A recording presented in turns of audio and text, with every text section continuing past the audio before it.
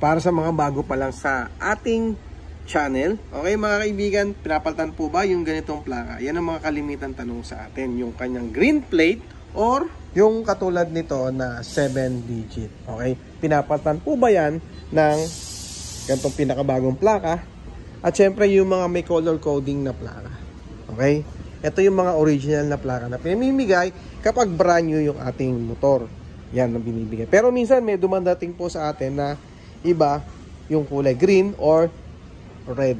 Okay, so pag-usapan nga natin yan mga kaibigan, yung mga ganong klaseng plaka. Kapag po ganyan ang plaka ninyo mga kaibigan, pwede pong paltan yan at pwede po natin yan papalitan. Kahit po 7 digit yan, mapapalitan po yan. Pero hindi naman po sinasabi nila na kapag kayo ay gumamit ng ganyang plaka ay huhulihin kayo or mahuhuli kayo. Wala po silang binababa o wala po silang batas na sinasabi na kapag hindi po tayo nakapagpalit ng bagong plaka ay mahuhuli po tayo.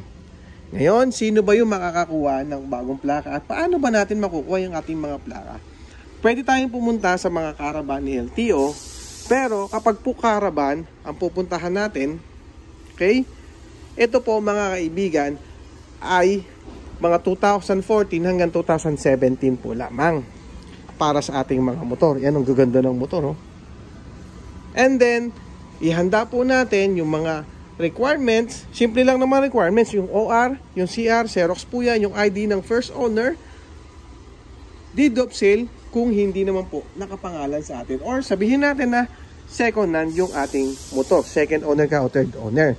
Tanong naman ng iba, makakakuha ba kami na second owner kami, third owner kami, fourth owner kami, o fifth owner kami? Kung makakakuha pa rin ba kami ng bagong plaka na katulad nun, kulay pula? Okay? Mga kaibigan, makakakuha din po yan. Basta tulad ng sinabi ko kanina, ay dapat dalhin nyo lamang yung Xerox ng OR, yung CR, yung ID ng first owner, tsaka yung deed of sale. Kahit po kayo ay third owner, kahit po kayo ay fourth owner, makukuha po ninyo yung bagong plaka ng inyong pinakamamahal na motor. Ito po mga kaibigan is 2014-2017 sa mga caravan, sigurado po tayo na meron kayong makukuhang bagong plaka.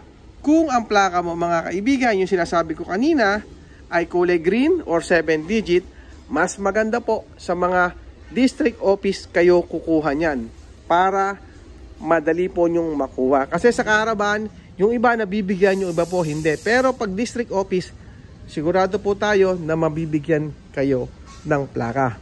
Pero, eto, lagi nyong tatandaan, kung anong region office kayo or anong district office ang nakalagay dun sa CR ng motor ninyo.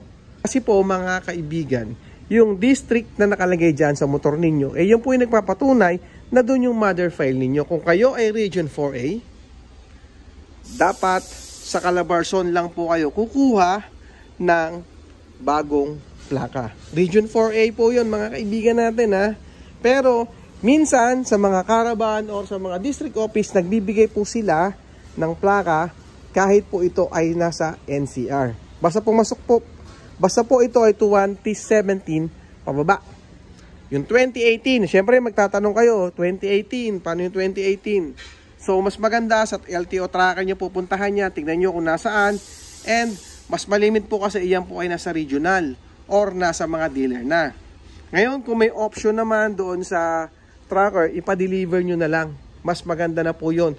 Mag-aantay lang tayo ng ilang araw, weeks, days, or months, o at least darating naman po yun, hindi na po kayo maaabala. Sana malinaw po sa lahat yan. Kahit po hindi sa inyo nakapangalan, kahit po third owner kayo, kahit ipakuha nyo na lamang, ay mabibigyan at mabibigyan po kayo ng bagong plaka. I-check nyo po lagi yung aking page. Okay? So, huwag nyo kalimutan mag-follow kasi lagi po tayo nag-update kung saan merong available or kung saan may caravan sa mga lugar na nakikita po natin. Kasi nga po, sila po ay nagpo-post din sa mga page ni LTO para paipaalam sa mga riders kung saan at kailan yung bigayan ng plaka. Pati po 4 weeks nakakakuha din po ng bagong plaka. Hindi lamang po yan para sa mga motor na katulad nito. Okay? So, yun lang mga kaibigan, na sana mas malinaw sa lahat na hindi po manghuhuli si LTO kapag hindi po tayo nakapagpalit ng bagong plaka. Yan, ang daming motor yan. Puro mga hindi pa po nagpapalit yung iba dyan, no? Tulad nun, no? Hindi pa siya nagpapalit ng bagong plaka. Pero hindi siya natatakot na mahuhuli kasi wala naman siyang violation. Siyempre, ang violation natin, kung wala ka side mirror, paso yung registro mo, yung normal na violation. Pero yung ang magiging violation mo ay doon sa plaka, ay hindi po wala pong ganon. Maraming salamat mga kaibigan. Sana nakatulong po ang video na to sa atin. Bye-bye! And thank you!